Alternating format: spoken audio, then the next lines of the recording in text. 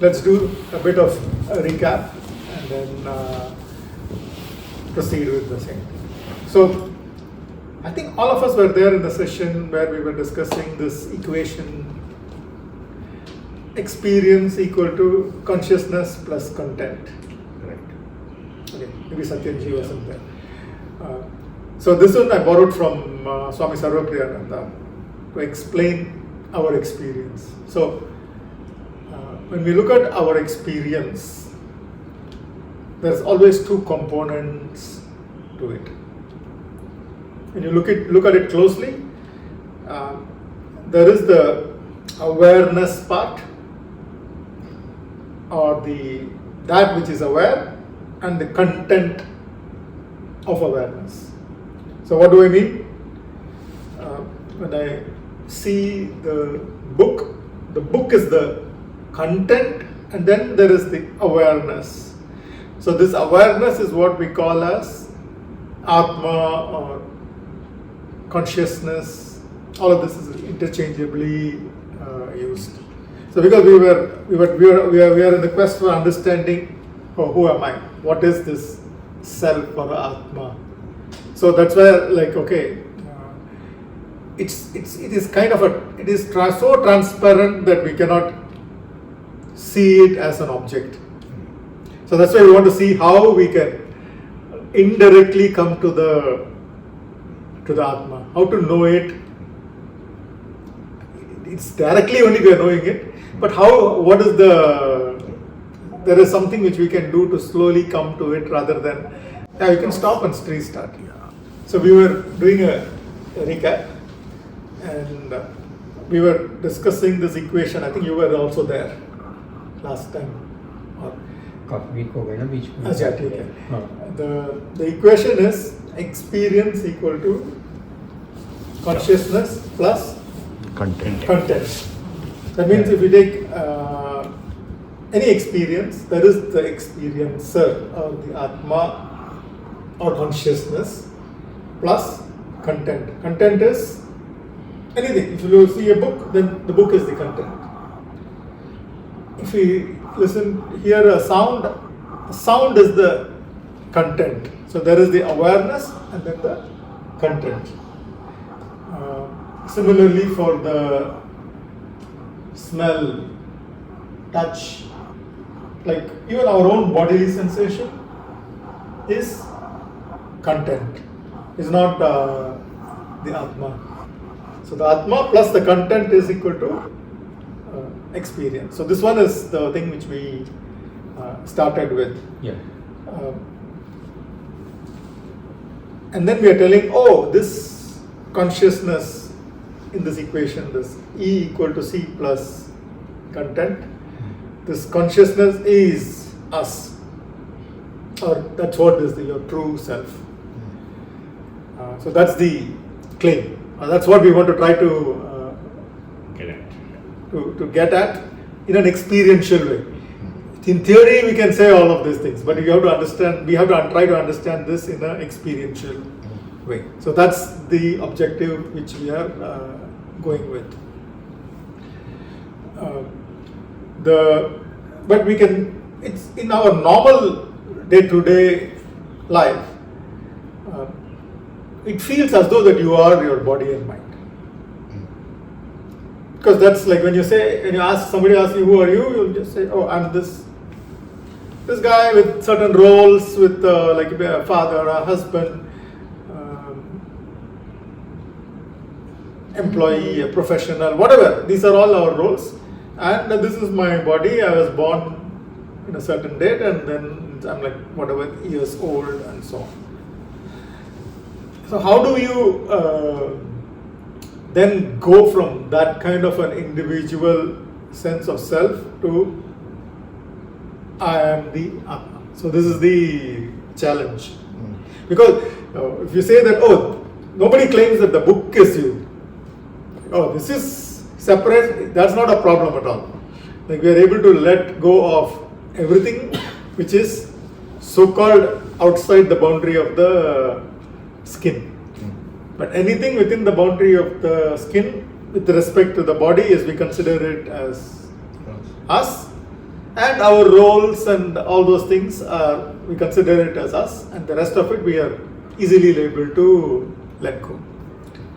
So that is the challenge of why is this happening? So why are we not taking our view as Atma, and why are we adding on this body and mind to it? So this question comes up, right? It is so natural for us to think that we are our body mind. Then why am I wrong? So we saw some of the reasons why I am the body is not okay. One is this heart problem of consciousness.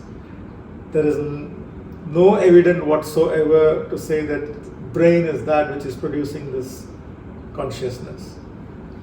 So we set aside, we have done all those things elaborately, and we set aside those theories or those ideas where we say that, oh, you are your body, there is enough proof.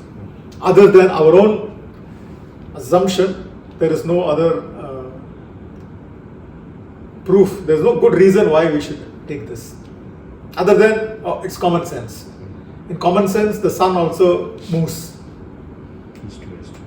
But the sun doesn't move relative to the earth, it's earth which is moving. So common sense is not a sufficient criteria to establish the truth of something. So far, clear? So Shankaracharya has I think last time we discussed this, some of you were here. He says we are mistaking one for the other, meaning we are attributing certain properties which does not belong to the thing to it. So for example, the Atma has, in our view, it has no properties as such. But then we are adding the properties of, oh, it is born, it is there, it is dying at a certain time, it is growing old, it has certain properties like a body, bodily sensations. All of this we are adding on. Those doesn't belong to the Atma, but whatever is outside just gets superimposed. So this is called as the Adyasa. The word is not important, but saying, oh, why is this happening? Because we are mistaking one for the other. We are taking the properties which do not belong to the Atma and putting it on the Atma, and we are taking the properties of the Atma and putting it on the body mind. So both of it is happening at the same time, and then this whole thing looks like as though you are the body mind. So I think last time we did this experiment rather. So what do we mean by we are putting on the properties which doesn't belong to this? So let's say this is the example of, let's say this is the Atma, clear. Don't assume it is like a curved one and all those things. That is, it's a totally clear glass. It has no properties at all, right? Just strength. Of course, it has got some strength and it's solid. Forget about all of this for now. Just it's a transparent glass, and this is the Atma. So and then let's say we have some juice or so. Now again, this is the pure Atma or whatever, and now I'm just putting the vitamin C. All the properties which belong, all this color and effervescence and all the whatever is happening doesn't belong to the glass. These are not properties of the glass, but it looks like as though it is the properties of the glass. If somebody doesn't know that this is a separate glass, it will look like, oh, what is the color of the glass? Orange. What is happening? There is effervescence. All of this is so that's what we mean by Adyasa or superimposition. So whatever doesn't belong to the Atma, we are putting on to the Atma. Is this what you call content? So all of this is content, yes. So the pure experience, the consciousness is the pure glass, and content is all of this, the froth, the color, the effervescence, and all of this. And this content can be taken away. Yeah, it is not essential for the glass. So you don't need to have this color. You can put some other vitamin and it will maybe look blue or pink or some other color might be there. So content can be equated to change. Yes, everything that changes is content. The one which doesn't change is the Atma. The Atma, the other is the Content. content. Now, content we understood now from the experiment. So what are all the contents? So everything other than the Atma is content. Correct. Everything other than the glass is content. Now you said the property of the content is superimposed on the Atma. That is Clear. understood. Now, what do you mean by saying the property of the Atma is superimposed also in Adyasa? Okay. The other I'll come way around. to that. That one is no, that analogy. The water glass is not sufficient for that. But let's take our own experience. We have the experience of being unchanging. Like we know that for all of us, our bodies have changed, dramatically changed. From the child to the old age, every moment it has changed. Probably not even a single cell which was there 10 years ago is still there in your body. The mind, with all the thoughts, keeps changing. Right? There's no thought which you've been having which is all the time the same. What about emotions? Changing. But yet you think that you are the same person. Like we have a sense of no change. The Neeraj who was 5 years old and the Neeraj who is 55 years old is the same. Now, we have intuitively, we know we exist and we think it's the same. So that's that sameness, that's the property of the Atma which we are also putting on ourselves. Not ourselves in the sense that on the body mind. On the body mind. So this is happening both ways. See? Or in some way we are not, we are confusing to think that we are the same, we are not changing, and at the same time we are also confusing to say that we are changing. Yeah. Yes, there is an aspect of us which always changes, and then there is an aspect which doesn't change. And then we take ourselves to be a mix of these two, the changing and the unchanging. So, but what we are trying to do is to bring this apart for the moment, to see that hey, it is not that everything is changing. There is something which is constant. And we call that as the Atma consciousness, that which is aware. Why is it important to understand the distinction? What changes and what does not change? If you say that you are the body mind, you are ignoring the unchanging part.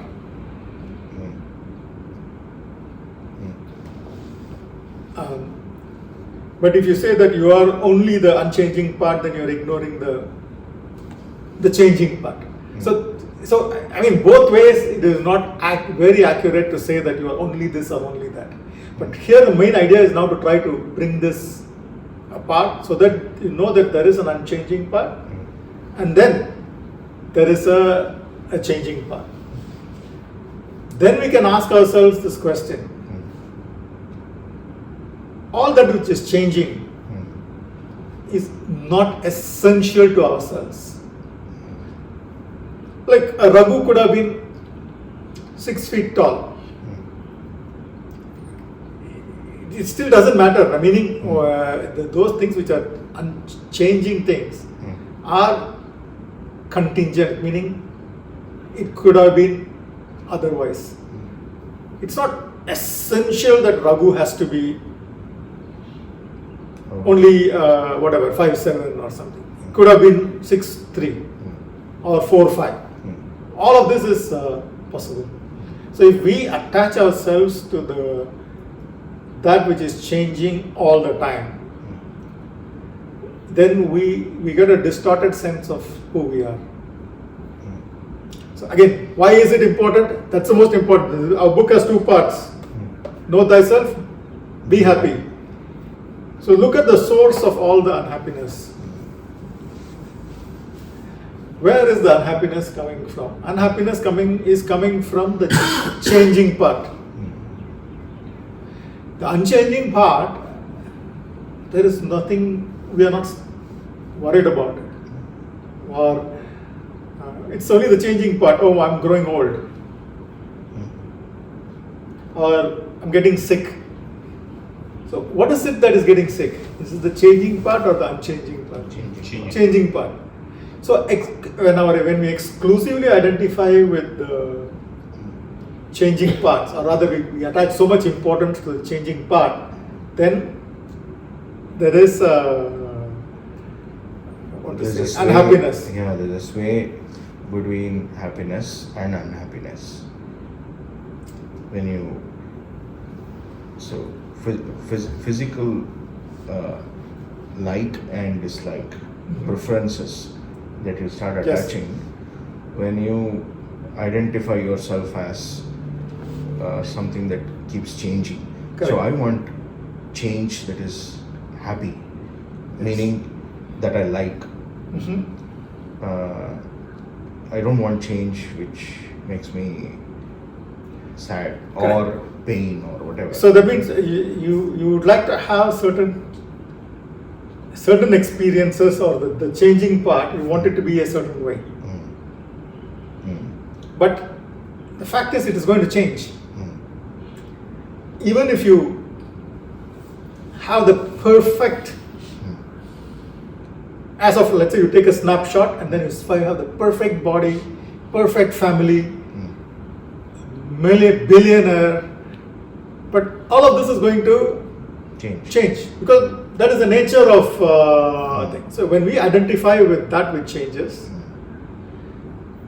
it inevitably leads to unhappiness. Because either you don't want it to be a certain way, and then there is dissatisfaction, and you want it to be a certain way. You're moving in that direction. Or if things are perfect, you can only go down. Like you have perfect health, but it's going to go down. Correct. That's the cause of fear also, isn't it? Yeah. Oh, you're trying to hold on to something which is going to change. Yeah. Yeah. You know that it is going to change. Yeah. So you fear that, and then you say, I don't want change right now. Yeah. So I had a doubt, or I want to clarify this point. So the equation which we started from is experience is equal to consciousness plus change. Content. Content. Content plus change. Content is changing all the time. Content. So the other part of the equation, consciousness or the Atma, is there any scope of doubt that it does not change? It is constant always? You mean to say that why do you think it is not changing? Or do you think that there is a possibility that it can change? Is it fixed consciousness? Is it also, or Atma, to be or more clear, Atma does not change. Yes. So in Atma is always the same. It's exactly the same. So then why do people say he's a good soul, he's a bad soul? Yeah, good, very good question. Why do people say, or people change? For example, I mean, there are like people who are very bad, had committed a lot of bad things, then they become good. So now you call them, ये इनकी आत्मा बड़ी अच्छी है, ये तो परमात्मा है, So दुरात्मा है. Are these are just the labels people give them? Okay. In the reality, it is the same from birth to death. Yes.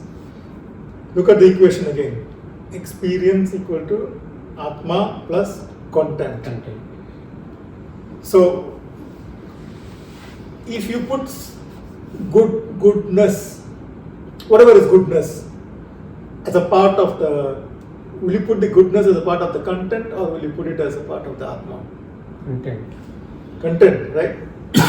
So, if you take that which belongs to the content part and superimpose on the Atma, then you get into this kind of a situation where you're telling, hey, this soul is bad, or this soul is old soul, this is a new soul.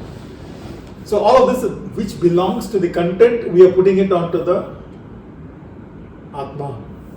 Coming back to your glass example, the glass is now yellow, or glass is dirty, or glass is good, but the glass itself remains untainted.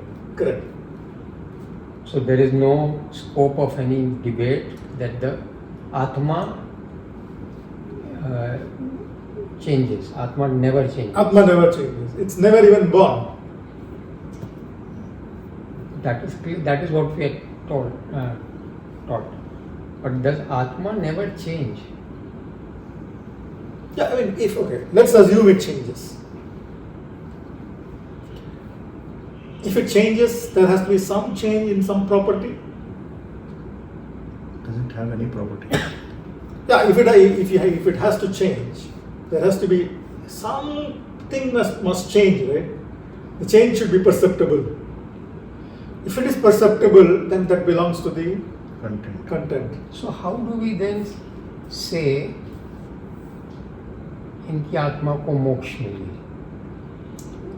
Why? What is that differentiating factor कि इनकी आत्मा को तो मोक्ष मिल रही है, हमारी आत्मा को नहीं मिल रही, हम तो फंसे हुए cycle of birth. So there must be something differentiating. Good. Right? It's a good point. We will come to that. That's exactly what we are going to start on today. So this is all, whatever we did now is a recap, and then let's come to this question. So there are two things which we want to say. That Atma doesn't change because it has no properties. And there's only one Atma, not multiple. So this is the Advaitic way of When you say there is only one Atma, you're saying there is no distinction between you and me and anybody, or is it? Let's read that part, and then we. It is page number 56. One consciousness or Many? Yeah. Rituji, you want to read? Yes. Yeah. One consciousness or many. Yeah. It feels intuitive to think that there are many individuals, each with a separate self. After all, each of us has a distinct set of experiences, memories, and perspectives. This everyday view aligns with our sense of individuality and separateness.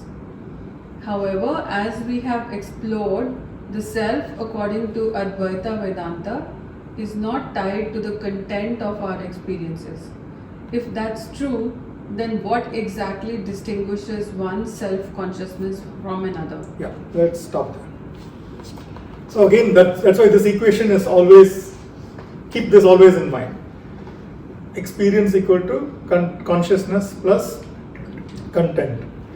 So if we say that there are multiple Atmas, then there should be something which differentiates one Atma from the other.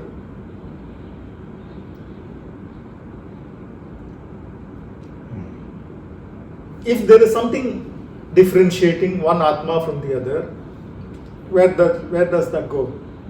Content. It goes to the content. So there cannot be two Atmas. Yeah. So this is the.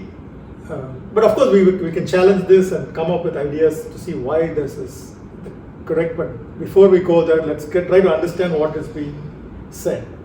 And then we will question it. And so if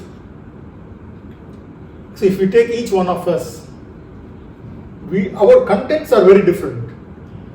The set of memories which my perspective has been having is very different from what you have been having. Our bodies are very different. All the content is different. If you can have as many different glasses with different colors, each one looks different. But at the end of the day, the glass is the glass.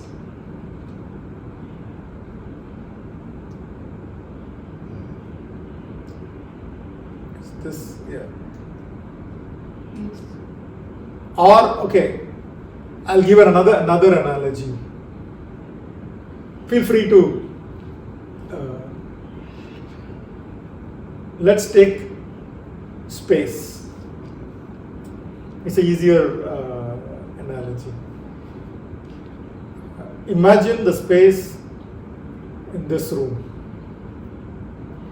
Then imagine the space in your houses, respective houses. So if you ask the space, what are your, let's assume for the moment that the space is aware, and you ask the space, how will you define yourself? What would you say? I'm just space. Okay, you're already coming to that point. But it is possible, like what Neeraj ji was asking. Oh, we can say that, this space has now 5 people sitting here. It's got this kind of furniture. It's whatever, 200 square feet. We can say that, right? Not. But then now you imagine the space in your respective living rooms. Each space can say, hey, no, that one has got 300 square feet. It's got at the moment nobody there, and it's got a different color furniture, and so on. So then we can say, oh, this space has got these properties, and that space has got that properties. That's one way to say. But what I'm driving at is, or rather what the Advaitic way of telling is, space is space. Is there, if you only look at the space, is there any difference between the space in this room and the space in your living rooms, or the space in the kitchen? So we are only putting some parameters. Correct. And trying to define that space. Correct. What's the difference between the space that is there and the space that is inside here? It's only that we are bounded by. We have put some boundary. Yeah. Some constraint around that space, and we call that whatever, sanctuary green, waterside, pebble way, whatever you want to call we can take the apartment as also, it's even. Similarly, this is the living room, that is the kitchen. Imagine if there is no building, everything is a space here. Exactly. So, yeah. So the Advaitic way of looking at it is that you're saying that, okay, now there's no difference between the space that is here and there, because you're ignoring all the boundaries that are there. All of that, whatever we call as boundaries, is the content. Content. Yeah. So we're just saying experience equal to the Atma plus content. So whatever is on the side of the content, for now, if we take it away, we are just left with one Atma. Yeah. A space is just one space. Yeah.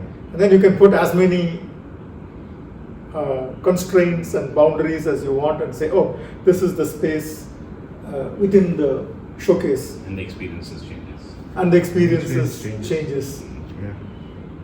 So each one of us is the same Atma constrained by the boundary of our body and our thoughts and Mind, intellect. emotions. And all the content that we have accumulated.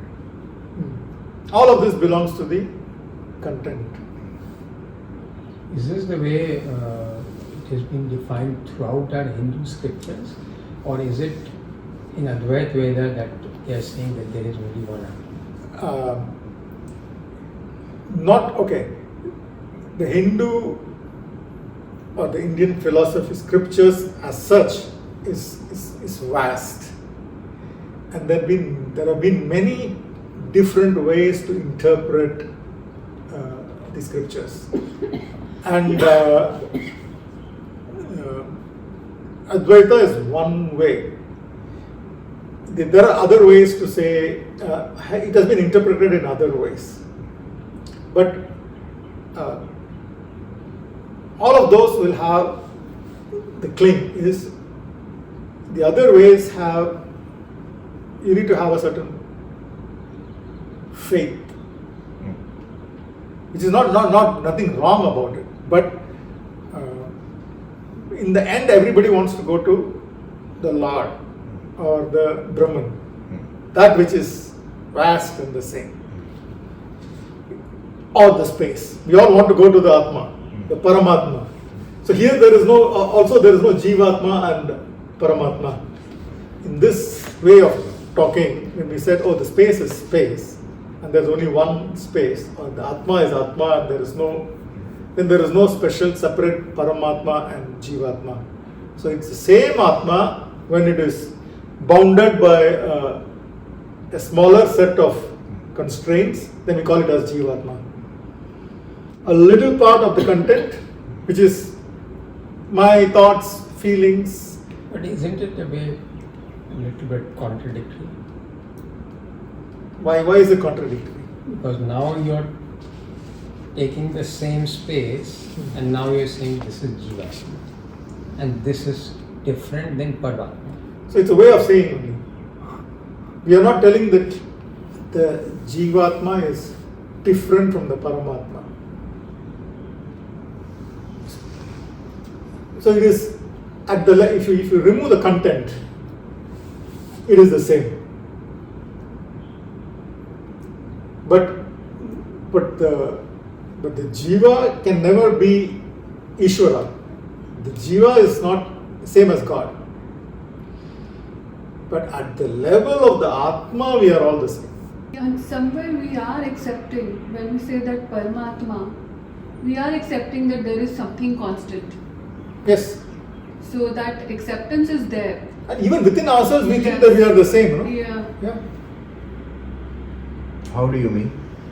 When you say within ourselves we are the same, what do you mean by that? So the Raghu who was 5 years old and the Raghu who is 55 years old. Individually you mean? Individually. Also is there something same? Yeah. But yeah. So also if you have seen somebody for many years, say for example in your own family, your children or your parents, you know that they are the same, though their bodily they would have changed quite a lot, mentally they would have changed quite a lot, but you know that they are the same. So within us individually as well as outside, we also recognize that we are the same. We see the sameness also available. Yeah. And the changing part. So it's just that, yeah. Yeah, so that is one thing. Okay, that's clear.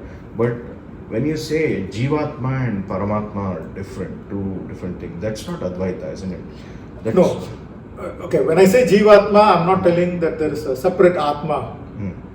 It's the same Atma plus a small subset of the content. I just called it as Jivatma. As just as no, because Neeraj Ji was asking. In Indian philosophy, is this the same interpretation across all? I'm just trying to slowly introduce the idea of a Jivatma so that we can see why there are other interpretations of the same thing.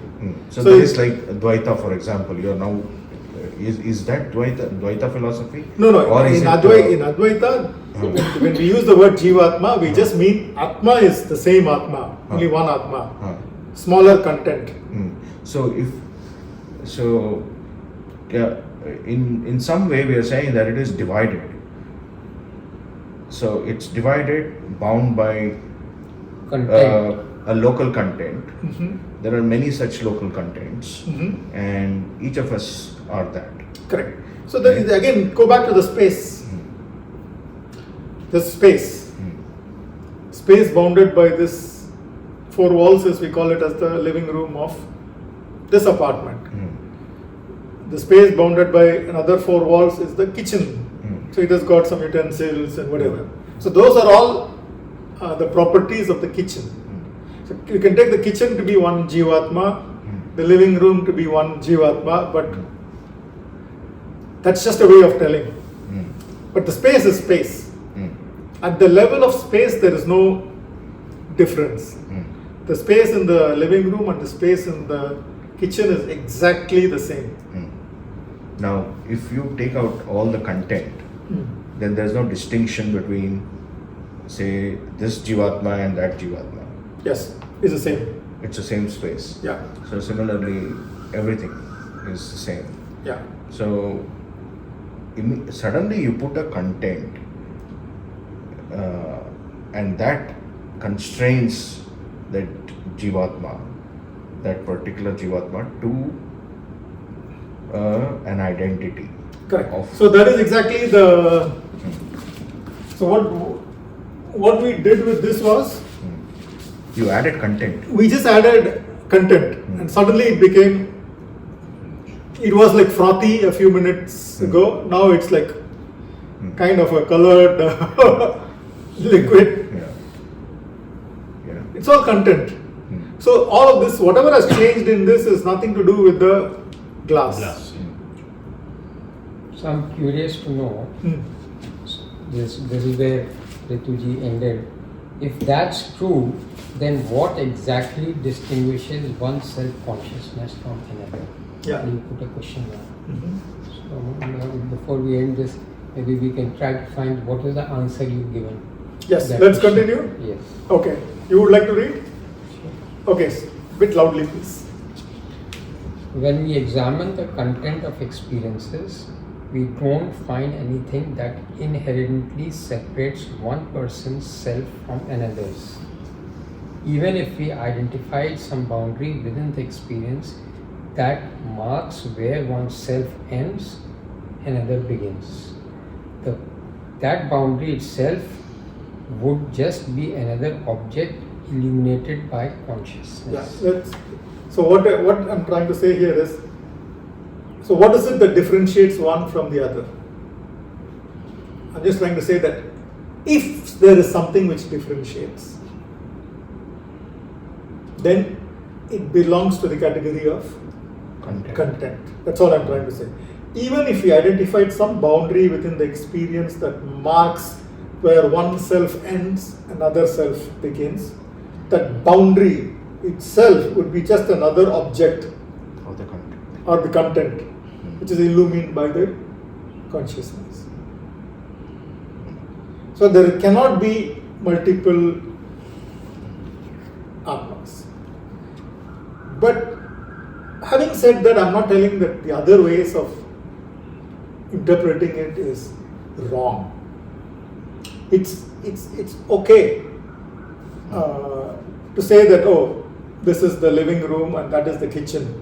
For practical purposes, it is very useful, right? Otherwise, you will not be able to say, oh, just get the glass from the kitchen. I mean, it is a useful way. But if you examine closely, what is it that is unchanging? The Atma part of it is the same. So this is all that we need to get at. When do you identify, say, the space as space and kitchen and living room as kitchen and living room? Only when there is a certain utility to identify. Only when there is a most of all the utilities comes from content. But when do you stop identifying? So, okay, so I identify you as Shiva and I identify him as Neeraj. Yeah. Now, when do I stop identifying you as Shiva and Neeraj? And when do I identify you as Shiva and Neeraj? Okay, let me rephrase that question. I think you're asking, when What's- do I say, oh, I am this body mind? Hmm. And when do I identify myself as Atma. Atma? So this is your question, That's my right? question. So with the space and things like that, there is no problem. Like, that's why if I identify myself as the body mind, then the body mind always changes and is the source of all sorrow. So when you identify yourself as the Atma, which is unchanging, limitless, that means there is no borders to it, so it has got no limit, then you are more at peace with yourself. So if we ignore that part of us which is always at peace and identify with the changing things, we are likely to have a tumultuous experience. Our experience will always be tainted by our identification with our bodies and minds. So that is it makes a difference, right? If you're identified with exclusively with your body and mind, and you kind of completely don't know that there is this unchanging, limitless Atma, then you will always be scared of losing something. And that's where all the so-called problems come from. So identification with the Atma is a solution. So that means when we say know thyself, be happy, Only if you identify with the Atma will you be able to be happy. permanently. Constantly. Yeah. Yeah, that's like the solution for the final perfect solution. So perhaps a very simple way to interpret is you go back to the equation and you really interpret it mathematically. The experience, this is what we are looking at. Then there are two parts, Yes. consciousness and the content. Consciousness is what we call constant, Yes. unchangeable. And this one you can increase, decrease, so this changes mathematically. Yeah. And that is where we need to decrease the content or whatever way you can call it. Don't But focus identify on- yourself as that. Yeah, minimize that, maximize this, or focus on more on. Right. So it is.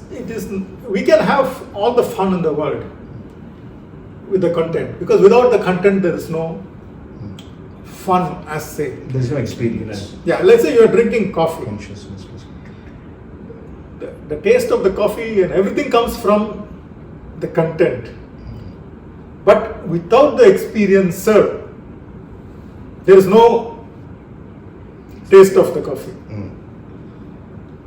But if you say that, and then if you get attached to the taste of the coffee and think that, without that I cannot be happy. Then That means like you've taken your Atma, the unchanging thing, and then added a little coffee to that, and then take that, and then you're like make an attachment to it. Then constantly you will be in. I somehow have to make sure that there is coffee powder available. I was having the thought because there's so little coffee powder left. I have to go to Little India and get it or something like this. So it's always nothing wrong, but this is a very simple thing. But let's say if you're too much attached to the body, then you're very worried about it getting old. You're worried about death of the body, about the death of the bodies of our loved ones. I'm not telling we should ignore it or anything like that. It is what it is. It is changing, but that's not them, or that's not you.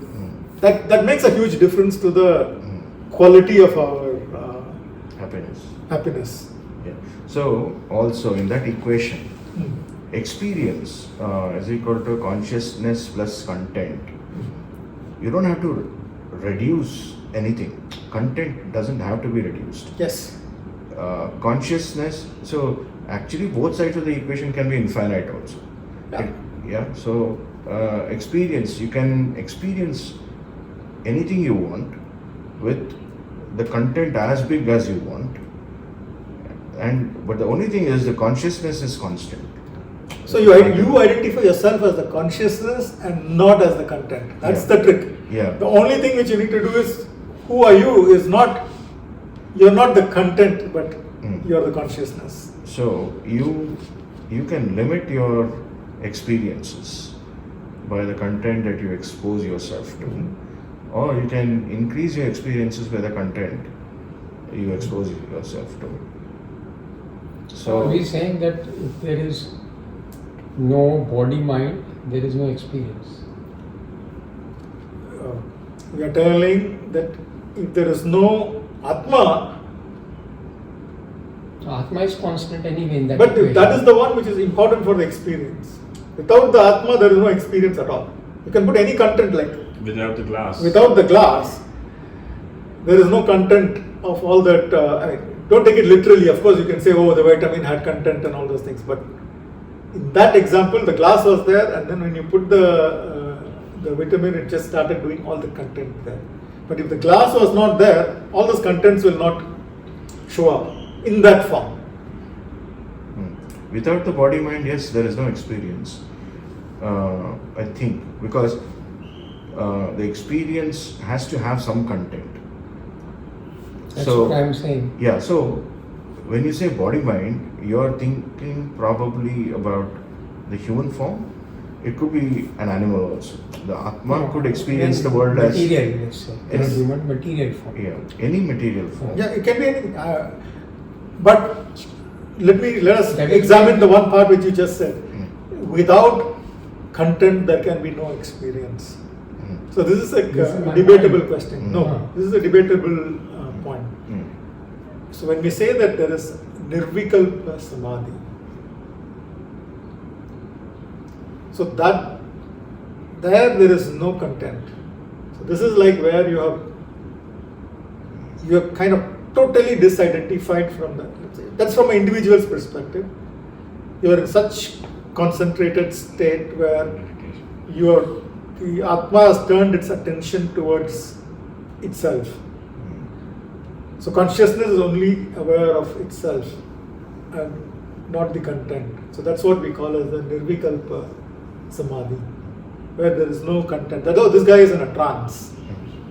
That means he has no Now, in a content. different way to put it, while you are still in this material world, but you are outside this world, you are unconscious of that material world. What about deep sleep? When you are in deep sleep, there is no content.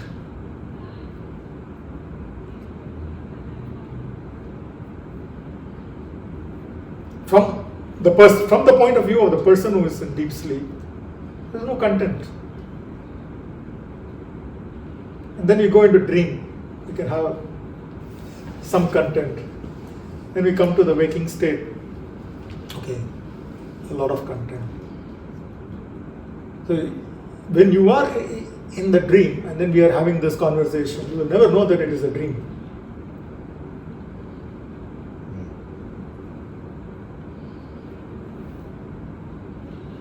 Okay, I think we are ready. So it's a very complex topic and deep topic. We can probably. I think we always have to keep in mind the premise from where we started, that without the experiencer, there is no experience. And experience, how do you define an experience, is consciousness plus content. Correct. So those two things we have to always keep in mind. We are only breaking down one experience. We are experiencing so many things as an experiencer. Correct. So I think we have to keep that top premise also in mind Yes. always, that Yeah. an experiencer is experiencing many experiences. Yes. And when we say constant, when we say deep sleep, awareness is not there in deep sleep because experiencer himself is away from that experience. Correct. So we are only taking it from the point of view of the first person point of view. Correct. Correct? We had a very, you can watch the video later. For proof that you are also I thought present. you were traveling. No, I was actually in the US traveling. Mentally traveling. Mentally traveling. Her content was Content, different. You content replied, was right? all. Yeah. You replied to my the unit number. I No, think it was Satyanji. Satyan. Okay. So, so that's the. We can no. Let's finish the meditation and then. Okay. So we'll try to do this. Perhaps we can do this again next week to get it. Yeah, I think we will need a few sessions of this. Yeah. Reading the same part again and revisiting this, Yeah. because it's, I think, fairly complex. Yeah. It's not just mathematical. Actually, It is We- counterintuitive. I wouldn't say it is complex. It's just counterintuitive. Yeah, it is counterintuitive, and even though it is mathematical, so it's like that, when once you start abstracting it, it becomes hazy. You have to go back to it again and again to. Correct. It has to be our lived experience. It's You like have to- understanding the theory is not enough. So You have to get it to is. that aha. Is there a way for which we can take the stand as consciousness and look at all the experiences? Actually, in the So next today you session, see color. We have orange juice. next session we should also examine more closely the third part of the equation, which is experience, Yes. which we have not. Okay. So let's do it. Let's try to do it practically right now. So go back to this. Remember this equation in the back of your mind. Experience is consciousness plus content. So what I'll be when I'm kind of giving instructions, the first thing I will say is take our stand as Atma or consciousness, that which is unchanging, that which has never changed in you since your birth to now. You say, I am the same. So that's what you need to take your stand as. And then I'll give instructions about what is changing. Okay, let's close our eyes.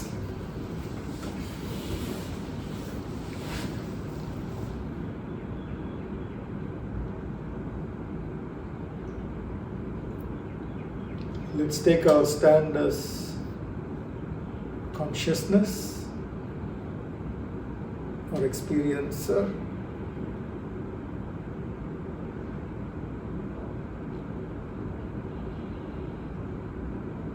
Let's take a deep breath in and exhale.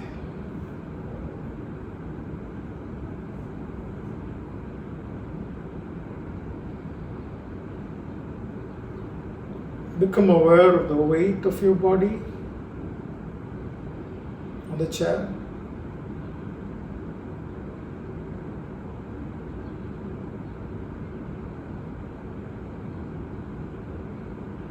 The weight of the body, the sensations of touch or the weight of the body on the chair is content.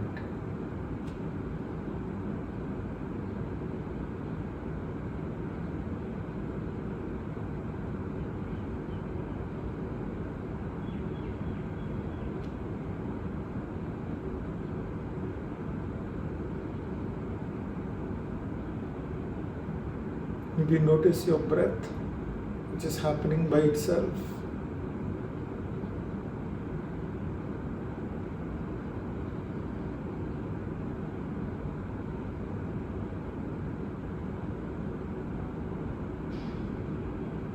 breath is content, and you're aware of the content.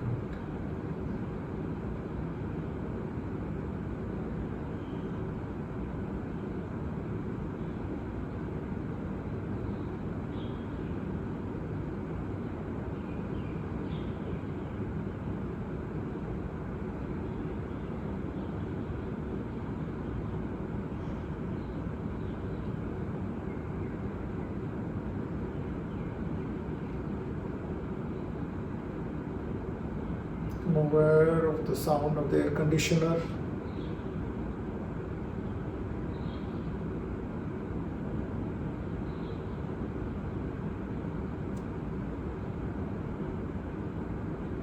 The sound of the air conditioner is content.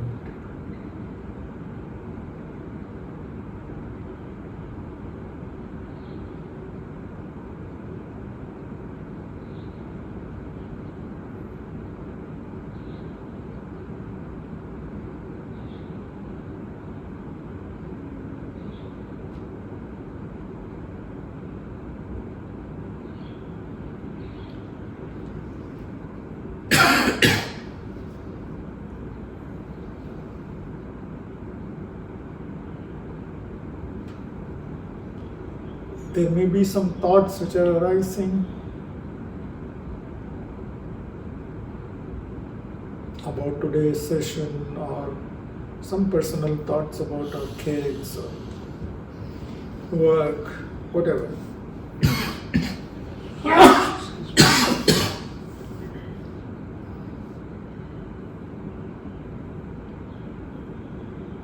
The thoughts are content.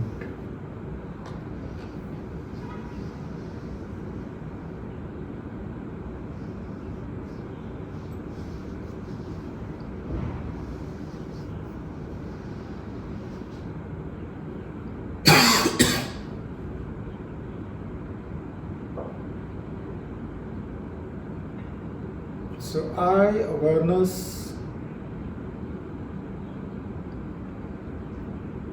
is aware of all the contents.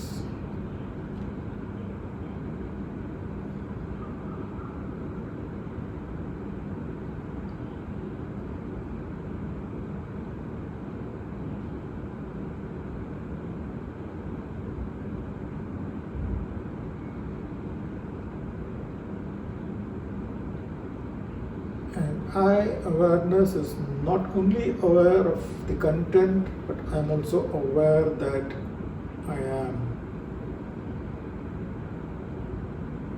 Let me explain that.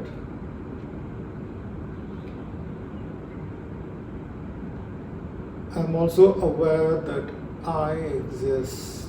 I awareness exists.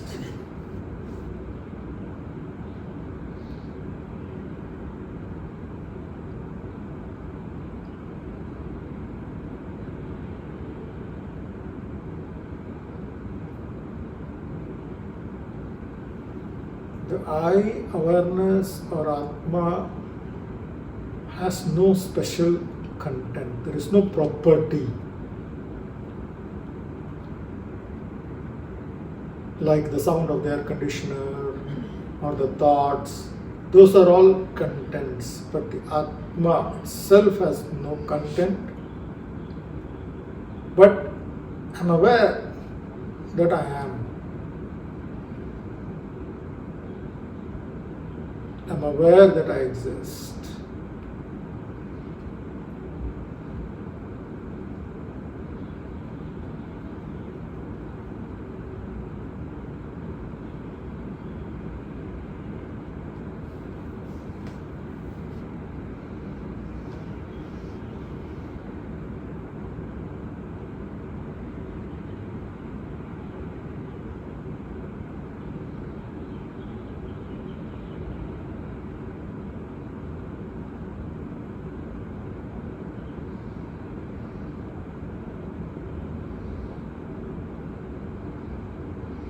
This awareness of that I am, or the awareness of being itself, is inherently peaceful. there is no agitation in it. There is no conflict in it. All agitations and conflict belong to the content.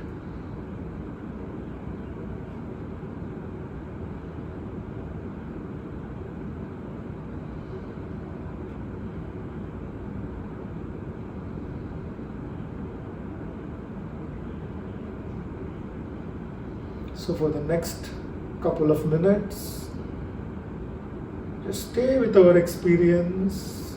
Whatever contents are there, just let it be. You don't have to do anything about it. Just stay as awareness and let the contents come and go.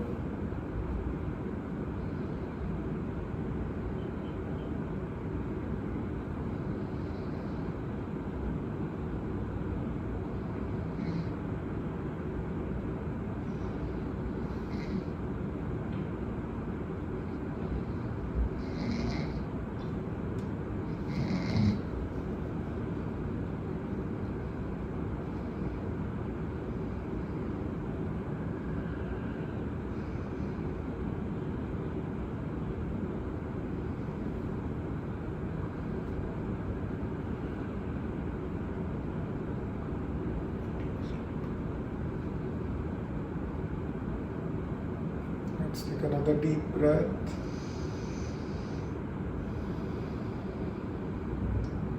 And let go.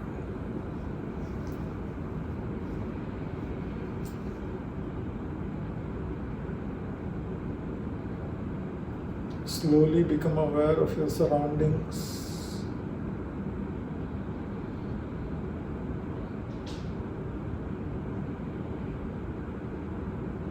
The weight of our body.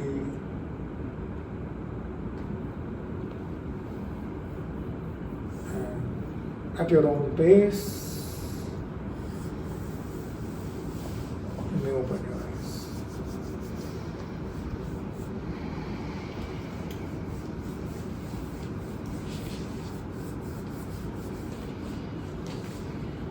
I went into deep sleep. That's okay. Very good. So there was no content. So you went into a state of no content. Wonderful. Okay. Any quick reflections? Yes, I have a troubling thought. ये जो equation हम लोग examine कर रहे हैं, experience is equal to consciousness was content. But we are saying consciousness is unchangeable, doesn't change, doesn't get influenced, remains constant. So why is that a part of the equation then? It can be taken out. Yeah, but it is Experience there. is equal to content. No, but But it you is need there. an experiencer. Yeah. Sorry? You need an experiencer. For an experience. Experience and content. Consciousness can be out because it is constant. It is can be not there, but changing. do you mean to say that it's not there? The It doesn't matter. no equation is not complete without a constant. We are thinking that. Mathematically. No. Forget about the mathematical. It's not mathematics is not important here. In our experience right now, are you there? Can you take yourself out of the equation and leave only the content? I am the content. No, that's That's the so body, this is the that's whole the thing we are body, yeah, telling. Oh, yeah. if you say that you are the content, then we are actually going wrong. Is the idea here? Identification as the content is the source of all the trouble. Yeah, you're the body-mind intellect. Yeah, I think Satyan has got on the crux of it. Because that is the I knew issue. I was getting something. Yeah. wrong. Right, That's so- why I wanted Yeah. to So voice that's it out. yeah, it's very good. So if we identify ourselves as the body, mind, intellect, and say there is nothing more, then that's the source of all the trouble. So yet we are trying to say that, oh no, there is something more. There is the Atma. Don't leave that out. Because an ultimate experiencer is the Atma. We are reaching that premise where we are saying that a train cannot run without the track. So a train is there, track is there. But unless the train runs on the track, it cannot run. So that's where we are reaching. Yeah. That's the point. Because we started from the fact that what is happiness? How can we make it long lasting? And therefore breaking it down into happiness is a set of experiences. Like he said, Yes. mathematics doesn't matter. But for an experience, you need an experiencer.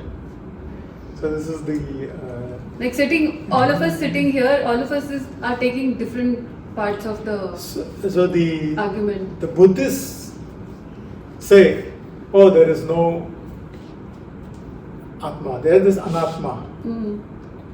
But for them, they will also not agree that you are your body, mind, intellect. They will say there is just the experience. Don't confuse yourself to think that you are this body, mind. There is no. So, but you are there. But the point is, you are there. Exactly. You cannot discount yourself. But what is this you? Who is this you? And then the answer is, oh, you are this Atma, which is the experiencer on which all these contents happen. Yeah. The content of the impressions which create the experience on the impression It's of like the a canvas. Yes. A canvas, you have to do painting, right? I can't say this is an empty canvas, I don't need a canvas. We need the canvas to make the painting. Ah, yeah. That's even nicer. Nicer. We talked about the canvas at the beginning. We did The talk beginning about. of the book. Yes, we have been The like clouds slowly and the- bringing a cloud and the sky example. Yeah, Switch this off. yeah. What was the movie that